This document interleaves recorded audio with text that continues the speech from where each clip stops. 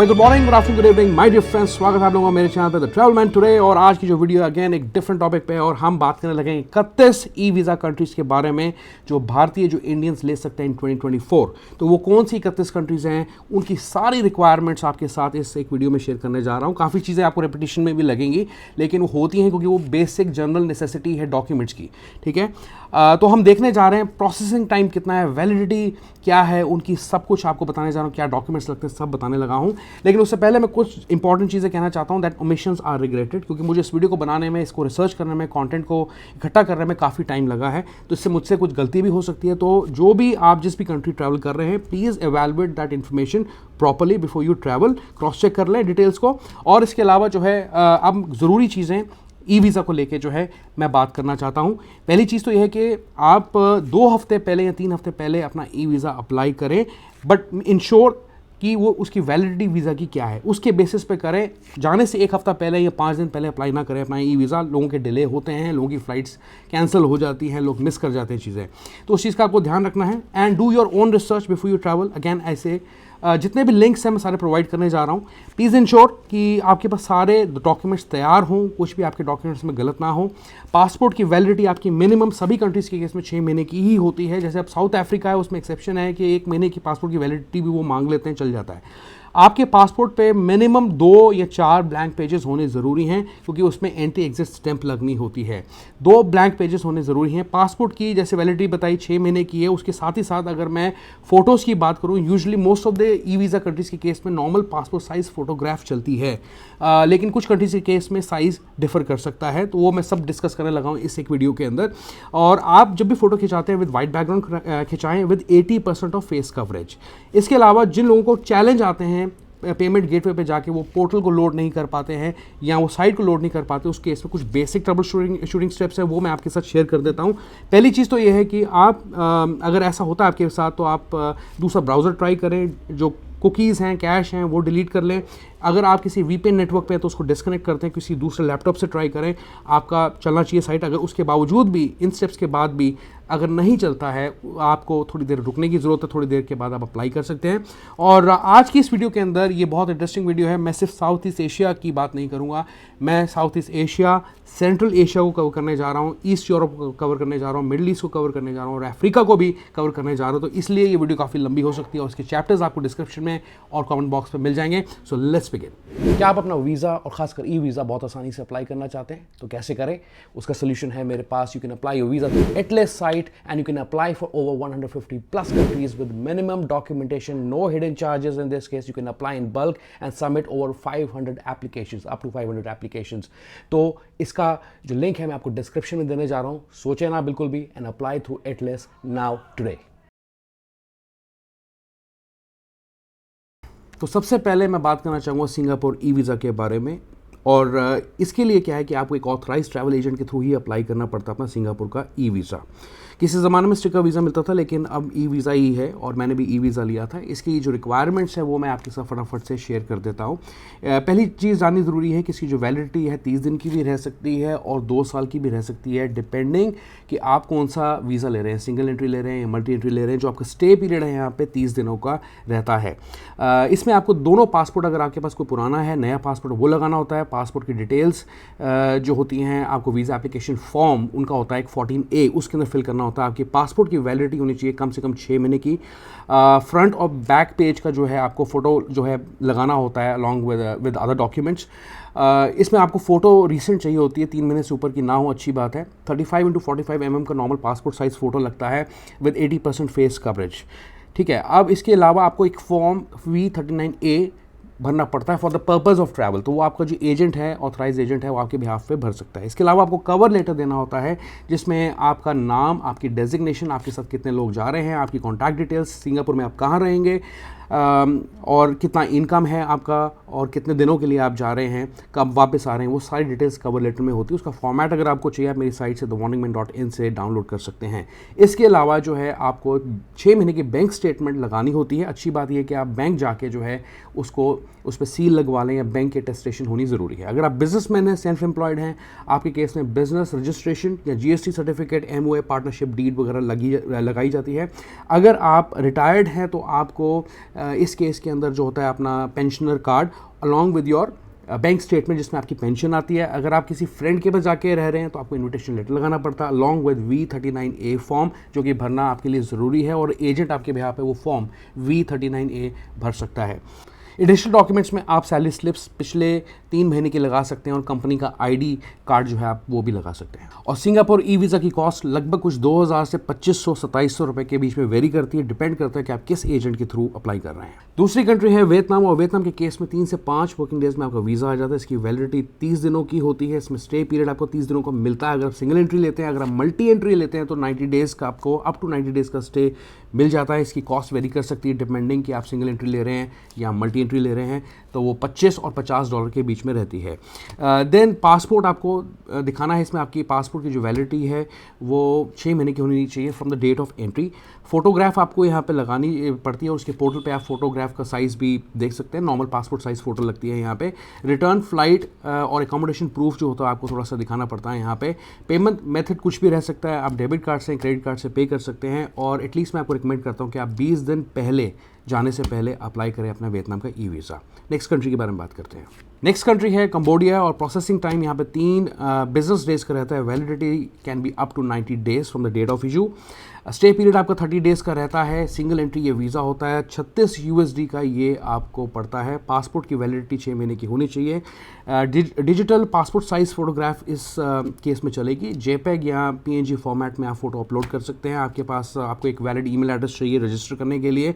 Payment method could be anything, debit card और credit card, और you should apply 20 days before you travel to Cambodia. Next country के बारे में बात करते हैं। ओके, म्यांमार के केस में आपका प्रोसेसिंग टाइम वीज़ा का रहता है 3 बिजनेस डेज का। अगर आप 24 घंटे में वीज़ा चाहते हैं, एक्सप्रेस सर्विस भी ले सकते हैं विद सम एडिशनल कॉस्ट, और आई थिंक वो कुछ $75-72 या $80 के आसपास पड़ती है इफ़ आई एम राइट। इसमें जो वैलिडिटी है आपकी 90 डेज़ की रहती है from the date of issue. Stay period आपका लगभग कुछ 28-29 दिन का रहता है यहाँ पे। सिंगल एंट्री वीज़ा होता है। इसकी कॉस्ट होती है सिंगल एंट्री की $50 USD। पासपोर्ट की जो वैलिडिटी होती है वो आपकी 6 महीने की होनी चाहिए। आपको फोटोग्राफ एक लगानी जिसका साइज़ होगा, स्पेसिफिकेशन है 4.8 centimetre into 3.8 centimetre. Confirmed flight bookings आपके पास होनी चाहिए। होटल रिजर्वेशंस, अकोमोडेशन डिटेल्स आपको लगानी पड़ती हैं। पेमेंट जो है आप डेबिट कार्ड क्रेडिट कार्ड से जैसे मर्जी कर सकते हो, and you should apply 2 weeks before you travel to Myanmar. Next country Thailand के केस में आप ई वीज़ा नहीं ले सकते, लेकिन मैं इसमें थाईलैंड इसलिए डाल रहा हूँ क्योंकि आप थाईलैंड का ई वीज़ा ऑन अराइवल ले सकते हैं। जब तक वीज़ा एग्जाम्पशन पॉलिसी इंडियंस के लिए चल रही है आपको ये वीज़ा अप्लाई करने की ज़रूरत नहीं है, और मैं आपको रिकमेंड भी नहीं करता। लेकिन फॉर द फ्यूचर रेफरेंस, जब अगर मान लीजिए अगर वीज़ा एग्जाम्पशन पॉलिसी एक्सटेंड नहीं होती है तो उस केस में आपके वीज़ा ऑन अराइवल या ई वीज़ा ऑन अराइवल के ऑप्शंस रहते हैं। तो ई वीज़ा ऑन अराइवल की अगर मैं बात करूँ, you can avail this service और your pre approval letter within 24 to 72 hours. Depend करता है कि आप एक्सप्रेस सर्विस ले रहे हैं या नॉर्मल सर्विस ले रहे हैं। VFS के थ्रू ये आपको अप्लाई करना पड़ता है। तो प्री अप्रूवल लेटर मिलता है, और आपका जो स्टे पीरियड है जितना वीज़ा ऑन अराइवल में होता है कन्वेंशनल वीज़ा में उतना ही रहता है 15 डेज़ का। इसकी कॉस्ट होती है 2000 थाई बाट, और VFS की अलग से कॉस्ट है 500 थाई बाट, तो 2500 का ये आपको पड़ता है। इसमें डॉक्यूमेंट्स की ज़रूरत पड़ती है फोटो 4x6 सेंटीमीटर की, जो यूजुअली आप वीज़ा ऑन अराइवल के केस में लगाते हैं। पासपोर्ट का बायो पेज लगाना होता है। आपकी जो डिपार्चर अराइवल फ़्लाइट की डिटेल्स हैं, रिटर्न फ्लाइट की, ऑनवर्ड जर्नी की, वो आपको दिखानी होती है। अकोमोडेशन आपको दिखाना होता है। पासपोर्ट का कवर जो एम्बलम का होता है ब्लू, जिस पे आपका एम्बलम बना होता है, वो आपको लगाना होता है एक, और आपको अपनी कुछ पर्सनल डिटेल्स देनी होती हैं एज़ पर द पासपोर्ट। चलिए आगे नेक्स्ट कंट्री है मलेशिया। अब मलेशिया के केस में क्या है कि आप वीज़ा फ्री ट्रैवल कर सकते हैं अंटिल December 31, लेकिन कुछ लोग बिजनेस के पर्पज़ के लिए या मेडिकल टूरिज्म के लिए जाते हैं या वेडिंग वगैरह अटेंड करने के लिए जाते हैं, तो उन केसेस के अंदर जो है आप कुछ केसेस के अंदर जो है ई वीज़ा भी अप्लाई कर सकते हैं। तो मैं इसको इस वीडियो में डाल रहा हूँ, हालांकि आपको ई वीज़ा अप्लाई करने की ज़रूरत नहीं है अंटिल December 31। तो इसमें प्रोसेसिंग टाइम आपका रहता है 24 से 48 घंटे में आपका यूजुअली जो है वीज़ा आ जाना चाहिए, या 5 दिन के अंदर लगातार वर्किंग डेज़ के अंदर आपका जो है वीज़ा आ जाना चाहिए। इसकी वैलिडिटी होती है 3 महीने की from the date of issue. इसका जो सिंगल एंट्री भी ले सकते हैं, मल्टी एंट्री भी ले सकते हैं, कॉस्ट वेरी कर सकती है। 30 डेज़ का स्टे एट अ मैक्स आपको एट अ स्ट्रेच आप रह सकते हैं, और इसकी जो कॉस्ट है वो आपको कुछ 25 USD पड़ती है। इसमें डॉक्यूमेंट्स की ज़रूरत है, passport with 6 months of validity, digital passport size photograph with white background चलेगी। इसमें कन्फर्म फ्लाइट बुकिंग्स, आपकी होटल रिजर्वेशन, अकोमोडेशन डिटेल्स देनी है आपको। पेमेंट मेथड आप किसी भी डेबिट कार्ड से, क्रेडिट कार्ड से, वीज़ा, मास्टर कार्ड से कर सकते हैं, and you should apply at least a week before you travel to Malaysia. In fact मैं भी कहूँगा इस केस के अंदर कि आपको 2 हफ्ते पहले अप्लाई करके चलना चाहिए, ताकि आपको वीज़ा में कई बार डिले आता है मलेशिया के ई वीज़ा में, तो वो डिले ना आए उसे अवॉइड करने के लिए मैं आपको कह रहा हूँ। नेक्स्ट कंट्री के बारे में बात करते हैं। नेक्स्ट कंट्री है हमारे सामने लाओस, और लाओस के केस में प्रोसेसिंग टाइम रहता है 3 बिजनेस डेज का। यहाँ पे वैलिडिटी इसकी 60 दिनों की रहती है from the date of issue, stay period up to 30 days maximum. Single entry visa है ये, इसकी कॉस्ट है अप्रॉक्सीमेटली $50 और पासपोर्ट की डॉक्यूमेंट्स की बात करूँ तो 6 महीने का पासपोर्ट का वैलिडिटी आपके पास होना चाहिए। आपके पास पासपोर्ट साइज़ फोटोग्राफ जो नॉर्मल होती है विद वाइट बैकग्राउंड वो होनी चाहिए। Confirm flight end of course the hotel itinerary वगैरह आपके पास होनी चाहिए। रिजर्वेशन होनी चाहिए। पेमेंट आप क्रेडिट कार्ड डेबिट कार्ड से कर सकते हैं, और आपको 2 हफ्ते पहले एटलीस्ट रिकमेंडेड है कि आप लाओस का वीज़ा ई वीज़ा जो है अप्लाई करें।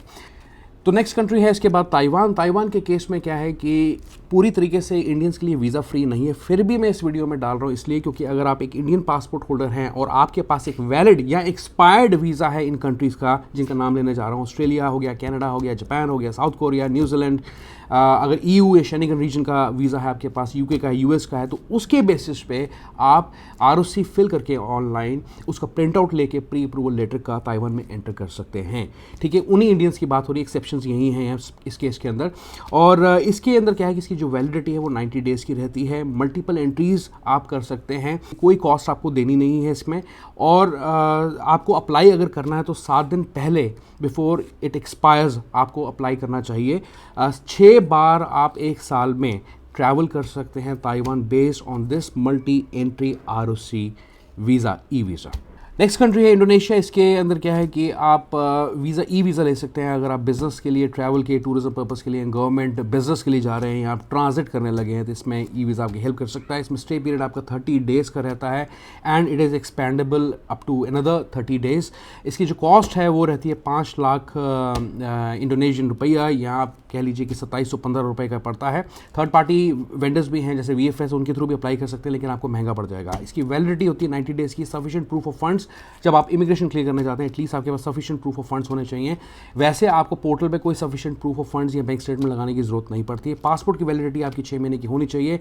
पासपोर्ट का बायो पेज अपलोड होता है इसमें, रिटर्न ऑनवर्ड जर्नी की जो टिकट है और आपका कॉन्टैक्ट डिटेल्स, आपका phone number, you have to upload a photo which is a normal passport size photo in this case, and all your credentials should be filled as per your passport. ठीक है, flight, hotel reservations, no need to upload such documents on through the e-visa portal, and you can make a payment within 4 hours after registration. तो मान लीजिए आप form fill करते करते आपने छोड़ दिया बीच में, तो विदिन 4 आवर्स आप अपनी एप्लीकेशन को और पेमेंट के साथ उसे कंप्लीट कर सकते हैं। लेकिन 4 घंटे के बाद आपको दोबारा से स्क्रैच से अपनी जो एप्लीकेशन फॉर्म है वो साइट पे जाके भरना पड़ेगा। इसके ऊपर डेडिकेटेड वीडियो है मेरे चैनल पे। नेक्स्ट कंट्री है हमारे लिए श्रीलंका। श्रीलंका के केस में क्या है कि ETA इनका मार्च 31 तक जो है वैलिड है। ये आगे एक्सटेंड होता ही नहीं होता, इसके बारे में हमें आगे पता लगेगा। लेकिन इसमें क्या है कि अभी श्रीलंका आप visa free kind of travel कर सकते हैं by not paying any $20 of fees. ET आपको अप्लाई करना होता है, लेकिन अगर कल को ये स्कीम हट जाती है, फ्री वीज़ा स्कीम हट जाती है, तो उसमें आपको $20 पे करने पड़ते हैं और सेम ETA फॉर्म भरना पड़ता है। बस ये है कि आपको कॉस्ट उसकी देनी पड़ती है, पेमेंट गेटवे खुल जाता है। वैसे मैं रिक्वायरमेंट्स के बारे में अगर बात करूँ तो प्रोसेसिंग टाइम आपका 24 से 48 घंटे का रहता है। यहाँ पे वैलिडिटी जो है 30 दिन की रहती है and it is extendable up to 6 months. इसमें आपको डबल एंट्री वीज़ा भी मिल जाता है। इसकी जो प्राइस है जैसे मैंने बताया आपको $20 USD देनी होती है पर एप्लीकेशन। रिटर्न फ्लाइट डिटेल्स या ऑनवर्ड जर्नी की डिटेल्स आपको देनी होती हैं। Proof of sufficient funds usually आपके पास होना चाहिए जब आप एयरपोर्ट जाते हैं। डिटेल्स ऑफ अकोमोडेशन, आप कहाँ रहेंगे, वो जो डिटेल्स हैं आपको उस वीज़ा फॉर्म में फिल करनी पड़ती हैं। And you should apply at least a week before you travel to Sri Lanka. Next country है हमारे लिए रशिया। इसका जो है आपका जो वीज़ा है 4 से 5 वर्किंग डेज़ में आ जाता है। किसी भी इनविटेशन लेटर को लगाने की ज़रूरत नहीं पड़ती है, जैसे नॉर्मली कन्वेंशनल वीज़ा के केस में, स्टिकर वीज़ा के केस में आपको लगाना पड़ता है। इसकी जो फ़ोटो की साइज़ है 35x45 आस्पेक्ट रेशो की रहती है। इसमें आपको डिटेल्स डालनी पड़ती हैं, जैसे कि पर्पज़ ऑफ टूरिज़म क्या है, आपको होटल की डिटेल्स क्या हैं आपकी। इसमें एक चीज़ मैं आपको कहना चाहूँगा, रिकमेंड करना चाहूँगा कि आपके पास हेल्थ इंश्योरेंस होनी ज़रूरी है। ट्रैवल हिस्ट्री आपकी जो है पिछली 3 कंट्रीज़ की आप स्पेसिफाई कर सकते हैं। किस कंपनी में काम करते हैं उसका एड्रेस डिटेल्स आप दे सकते हैं। एजुकेशन बैकग्राउंड आपका कैसा है वो आपको भरना होता है। आपको कुछ सिक्योरिटी क्वेश्चंस का जवाब देना होता है, और जो इसमें पेमेंट होती है वो मास्टर कार्ड, वीज़ा कार्ड से आप कर सकते हैं, लेकिन जो पेमेंट होगी वो UN में होगी, क्योंकि वो डायरेक्टली पेमेंट्स एक्सेप्ट नहीं कर सकते किसी भी इंटरनेशनल पेमेंट गेटवे से या कैरियर से। So that's it, and you have to pay like 374 UN, और you can say 4500 in INR approximately. Next country है किर्गिस्तान। किर्गिस्तान के केस में आप 30 दिनों को 60 दिनों का वीज़ा अप्लाई कर सकते हैं। 2 ब्लैंक पेजेस आपके पासपोर्ट पर होने ज़रूरी हैं। इसकी जो वैलिडिटी है डिपेंड करता है कि आपका जो लेंथ ऑफ स्टे है वो क्या है। इसमें आपको पासपोर्ट की डिटेल्स डालनी पड़ती है, अपलोड करना पड़ता है पासपोर्ट का बायो पेज, इन्विटेशन लेटर डालना पड़ता है और उसके लिए आपको एडिशनली पे करना पड़ सकता है। कुछ प्राइवेट एजेंसीज हैं जो इन्विटेशन लेटर आपको देती हैं, लेकिन आप उसे स्किप करना चाहते हैं तो ट्रांजिट वीज़ा को अप्लाई कर लें तो इन्विटेशन लेटर को लगाने की ज़रूरत नहीं पड़ेगी और 5 दिन का स्टे भी आप मिनिमम ले सकते हैं। आपको अपनी फ़ोटो अपलोड करनी पड़ती है, नॉर्मल पासपोर्ट साइज़ फ़ोटो होती है। फ्लाइट डिटेल्स आपको अपलोड करनी पड़ती हैं। इसकी जो कॉस्ट है ट्रांजिट वीज़ा की $25 है। अगर आप सिंगल एंट्री वीज़ा अप्लाई करते हैं $52 का है, USD का है। और अगर आप मल्टी एंट्री वीज़ा अप्लाई करते हैं 2 महीनों का, उसकी कॉस्ट है $10 extra which is $62। Next country हमारे सामने उज़्बेकिस्तान। इस केस में जो वैलिडिटी है वीज़ा की 90 डेज़ की रहती है। अप टू बिजनेस और टूरिज्म दोनों पर्पज़ के लिए आप वीज़ा ले सकते हैं। 30 डेज़ का आपको स्टे पीरियड यहाँ पे मिलता है। इसकी कॉस्ट है $20 सिंगल एंट्री के लिए। डबल एंट्री का लेते हैं तो आपको $35 का पड़ता है। अगर मल्टी एंट्री लेते हैं तो $50 का पड़ता है। 2 से 3 दिन में आपका वीज़ा आराम से आ जाता है। डॉक्यूमेंट्स के केस में आप देखें तो पासपोर्ट का बायो पेज, आपको एक फ़ोटो लगानी पड़ती है, नॉर्मल पासपोर्ट साइज फोटो, और होटल का नाम जो है वो मेंशन होना चाहिए उस वीज़ा एप्लीकेशन फॉर्म में। नेक्स्ट कंट्री है जॉर्जिया। जॉर्जिया के केस में एक चीज़ मैं आपको बोलना चाहता हूँ कि अभी रिसेंटली मैंने नोट किया है कि जो हेल्थ इंश्योरेंस है वो मैंडेटरी होती है, तो हेल्थ इंश्योरेंस आपने ज़रूर कैरी करनी है। इस केस के अंदर 5 से 10 दिनों में आपका वीज़ा आ जाता है और उसकी वैलिडिटी 120 दिनों की रहती है from the date of issue. Stay period is up to 30 days. Single entry visa है, उसकी कॉस्ट है $20। पासपोर्ट की मैं बात करूँ, डॉक्यूमेंट्स की बात करूँ तो 6 महीने का पासपोर्ट आपकी वैलिडिटी होनी चाहिए। डिजिटल पासपोर्ट साइज फोटोग्राफ चलेगी नॉर्मल। कंफर्म फ्लाइट बुकिंग्स आपको डिटेल्स और ट्रैवल आइटनरी अपनी एक लगानी पड़ती है। तो प्रूफ ऑफ इंश्योरेंस, जैसे मैं कह रहा था, ट्रैवल इंश्योरेंस जो है जो आपकी मेडिकल कवरेज वगैरह भी कवर करती है वो आप ज़रूर लगाएं इस केस के अंदर। होटल रिजर्वेशंस आपको दिखाने पड़ते हैं। पेमेंट मेथड जो है डेबिट कार्ड क्रेडिट कार्ड से दे सकते हैं और you should apply 3 weeks before you travel to Georgia. आगे नेक्स्ट कंट्री है अर्मेनिया। अर्मेनिया के केस के अंदर प्रोसेसिंग टाइम रहता है 3 बिजनेस डेज का। वैलिडिटी है 90 डेज़ की from the date of issue. Stay period is up to 91 days maximum. Single entry visa है, इसकी कॉस्ट है $7 जो कि काफ़ी सस्ता है। डॉक्यूमेंट्स की बात करूँ, passport with 6 months of validity, normal passport size photo, return, flight bookings, travel itinerary, hotel reservation, accommodation details आपको देनी पड़ती हैं, लगानी पड़ती हैं। पेमेंट आप डेबिट कार्ड क्रेडिट कार्ड से कर सकते हैं और 2 हफ्ते पहले जो है अपना अर्मेनिया का वीज़ा अप्लाई करें तो ज़्यादा आपके लिए बेहतर है। नेक्स्ट कंट्री है मोल्डोवा। इसी रीजन के अंदर इसमें जो प्रोसेसिंग टाइम है वो 3 से 10 दिनों का रहता है। बिजनेस डेज का वैलिडिटी इसकी 90 डेज़ की रहती है। स्टे पीरियड रहता है इसमें 30 डेज़ का। सिंगल एंट्री ये वीज़ा है। इसकी जो कॉस्ट डिपेंड करती है कि type and the duration you staying in the country, लेकिन यूजुअली जो इसकी कॉस्ट है वो $80 की है for short term visa and और यू कैन से €60 एज अ काउंसलर फीस जो है आपको यहाँ पे देनी पड़ती है। पासपोर्ट 6 महीने की वैलिडिटी होनी चाहिए। Digital normal passport size photograph होती है। रिटर्न फ्लाइट बुकिंग्स होती है, होटल रिजर्वेशन, अकोमोडेशन डिटेल्स होती है। Payment method again debit card credit card. Apply 3 weeks before you travel to Moldova. Next country है very interesting and popular in the Middle East, that is UAE of course. तो 3 से 5 working days में आपका visa आ जाता है। Usually validity 60 दिनों की रहती है from the date of issue. Stay period is up to 30 days with a possibility to extend for another 30 days. Single entry visa है, उसकी जो कॉस्ट है लगभग कुछ आपको $90 के आसपास पड़ जाती है। और अगर मल्टी एंट्री वीज़ा की बात करूँ तो 610 दिरहम के अंदर जो है उसकी कॉस्ट, AED के अंदर जो उसकी कॉस्ट पड़ती है आपको। जो डॉक्यूमेंट्स हैं, पासपोर्ट की वैलिडिटी आपको 6 महीने की लगानी होती है from date of entry. Digital passport size photograph जो है विद वाइट बैकग्राउंड इस केस में चलेगी। फ्लाइट टिकट्स आपको दिखानी, होटल रिजर्वेशन दिखानी है। पेमेंट जो है आप डेबिट कार्ड क्रेडिट कार्ड से भी कर सकते हैं और एटलीस्ट आप अपना वीज़ा जो 2 हफ्ते पहले चलने से पहले जो है अप्लाई करें। 2 हफ्ते 3 हफ्ते पहले से करें तो ज़्यादा अच्छी बात है। ओमान की बात करूँ यहाँ पे तो प्रोसेसिंग टाइम है 1 से 3 वर्किंग डेज़ का। वैलिडिटी 30 डेज़ की। सिंगल एंट्री ये वीज़ा है, इसकी कॉस्ट है $52 for 10 days and 130 for 30 days इस केस में। इसमें डॉक्यूमेंट्स हैं, passport with the validity of 6 months, digital passport size photograph with white background आपको यहाँ पे दिखानी पड़ती है। Confirm flight tickets, hotel reservations आपको, payment method debit card credit card and you should apply at least 2 weeks before you travel to Oman. Bahrain की बात करूँ, प्रोसेसिंग टाइम 3 से 5 बिजनेस डेज का है। वैलिडिटी 30 दिनों की है या from the date of entry. Stay period is up to 14 days. Single entry ये वीज़ा है। प्राइस है इसकी अप्रॉक्सीमेटली वेरीज बिटवीन, डिपेंड करता है आप सिंगल एंट्री ले रहे हैं मल्टी एंट्री ले रहे हैं तो 45 से $75 का पड़ता है। इसमें डॉक्यूमेंट्स, पासपोर्ट आपको चाहिए, 6 मंथ का वैलिडिटी चाहिए। डिजिटल पासपोर्ट साइज फोटोग्राफ चलेगी। होटल रिजर्वेशंस और फ्लाइट टिकट्स जो है आपको दिखानी होती हैं।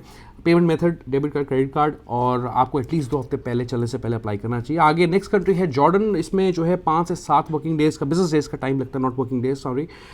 30 दिन का जो है आपका स्टे पीरियड रहता है from the date of entry. Single entry है ये, इसकी जो कॉस्ट वेरी करती है, that is between 40 to 58 USD। Passport जो है आपकी, उसकी वैलिडिटी 6 महीने की यहाँ पे होनी चाहिए from the date of entry. Digital passport size photograph लगती है। रिटर्न फ्लाइट टिकट आपको दिखानी होती है, होटल रिजर्वेशन दिखाने होते हैं। पेमेंट मेथड कुछ भी रह सकता है, डेबिट कार्ड क्रेडिट कार्ड, और आपको 2 हफ्ते पहले चलने से पहले अप्लाई करना चाहिए अपना जॉर्डन का ई वीज़ा। नेक्स्ट कंट्री है मिडिल ईस्ट में इजिप्ट। इसके केस में अगर आप ई वीज़ा लेना चाहते हैं तो 5 से 7 बिजनेस डेज में ले सकते हैं। वैलिडिटी 30 दिनों की रहती है from the date of entry. Single entry visa है, इसकी कॉस्ट है 25 USD।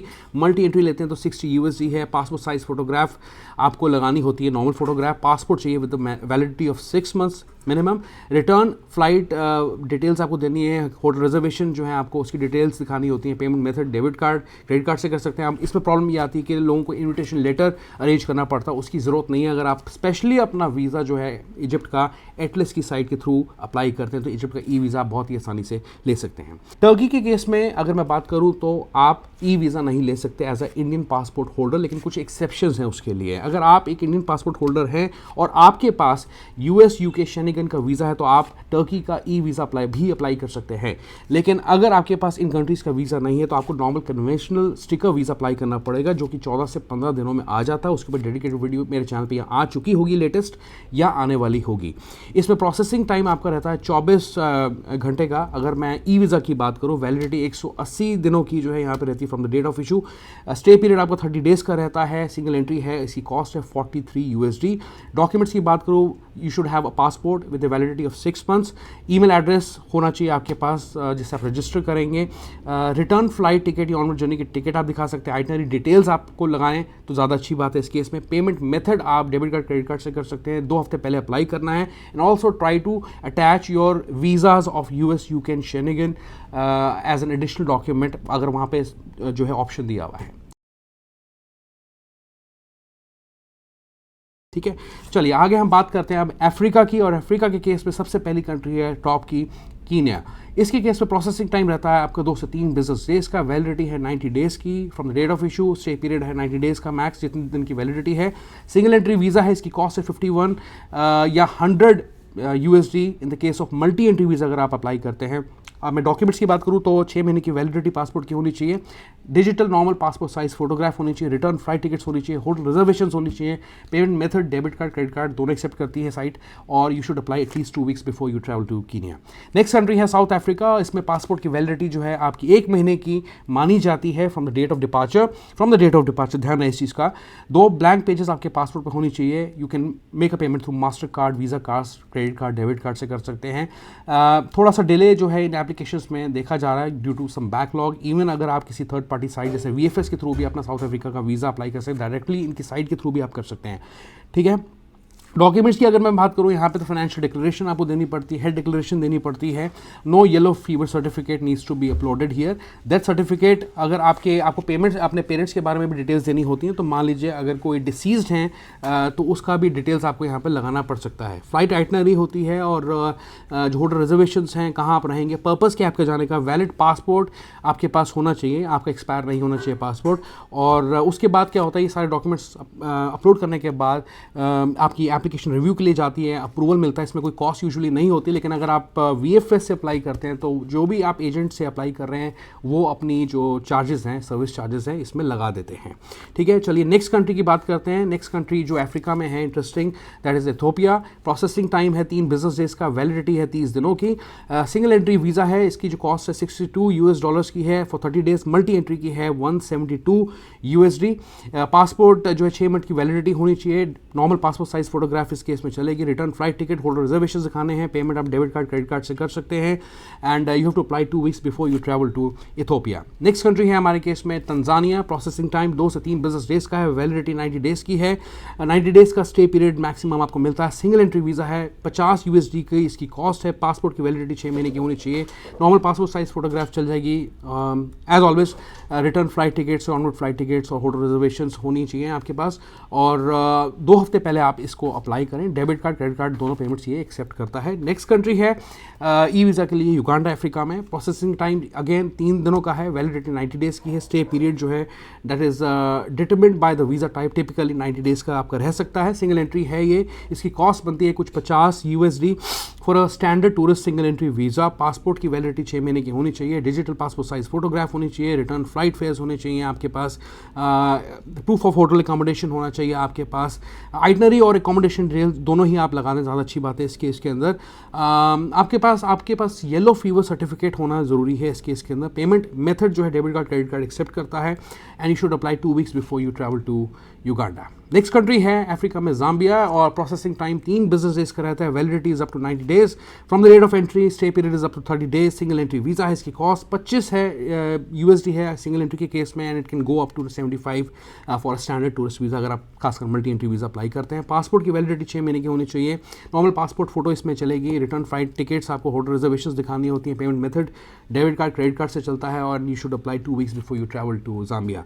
नेक्स्ट कंट्री है अफ्रीका में मेडागास्कर। इसमें प्रोसेसिंग टाइम 3 बिजनेस डेज का आपका रहता है। सिंगल एंट्री वीज़ा होता है, 37 USD का होता है, और 90 डेज़ का स्टे पीरियड आपको मिल जाता है इस पर। पासपोर्ट की वैलिडिटी 6 महीने की होनी चाहिए। नॉर्मल पासपोर्ट फोटो साइज़ जो है इसमें लगता है। रिटर्न फ्लाइट टिकट्स होती हैं, होटल रिजर्वेशन दिखानी पड़ती है। पेमेंट मेथड जो है आपका डेबिट कार्ड, क्रेडिट कार्ड से हो सकता है, and you should apply 2 weeks before you travel to Madagascar. आगे सियरा लियोन के बारे में बात करते हैं। इसमें क्या है कि 5 से 7 वर्किंग डेज़ में आपका जो है बिजनेस डेज में जो है आपका वीज़ा आ जाता है। 30 दिनों की वैलिडिटी होती है इसकी। सिंगल एंट्री होता है, इसकी कॉस्ट होती है कुछ 80 USD और 160 in the case of multi entry, double कर लीजिए। पासपोर्ट आपको लगाना पड़ता है with the validity of 6 months। Normal passport size photograph चलता है। Return flight tickets, hotel reservation आपको लगानी होती हैं। Payment method debit card, credit card रहता है, और and you should apply 2 weeks before you travel to Sierra Leone. Next country है इस केस के अंदर अगर मैं बात करूँ अफ्रीका में, दैट इज़ डिजिबाउटी। इसके में क्या है कि प्रोसेसिंग टाइम आपका रहता है 72 आवर्स का। 3 बिजनेस डेज में आपका वीज़ा आता है। You can stay up to 90 days from the date of issue. जो आपका स्टे पीरियड है मैक्सिमम 30 डेज़ का रह सकता है। इसकी जो कॉस्ट है दैट इज़ 50 USD। इस केस में डॉक्यूमेंट्स की बात करूँ, passport size photograph with 6 months of validity from the date of entry आपको दिखानी होती है। नॉर्मल पासपोर्ट साइज फोटोग्राफ चलेगी। होटल और फ्लाइट टिकट्स की रिजर्वेशन वगैरह आपको दिखानी पड़ती हैं। पेमेंट मेथड डेबिट और क्रेडिट कार्ड होता है, and you should apply 2 weeks before you travel to Djibouti, कहते हैं इसको, राइट? या That's it guys, thank you so much for watching this video. I hope this video was insightful, was good. इसमें काफ़ी चीज़ें आपको लगेंगी कि रेपिटेशन में है, बट रेपिटेशन में कुछ नहीं है। जो एक बेसिक जनरल रिक्वायरमेंट्स है वो मैंने इस वीडियो में इन सभी कंट्रीज़ के बारे में जितने भी हमने डिस्कस किए हैं वो आपके साथ शेयर कर दी हैं। ये वीडियो आपको कैसी लगी, जाने से पहले इस वीडियो को शेयर करें, इस वीडियो को लाइक करें, मेरे चैनल को सब्सक्राइब करते हुए ज़रूर जाएँ। And I see you once again in such kind of videos. See you, good bye and take very very good care of yourself. Bye bye.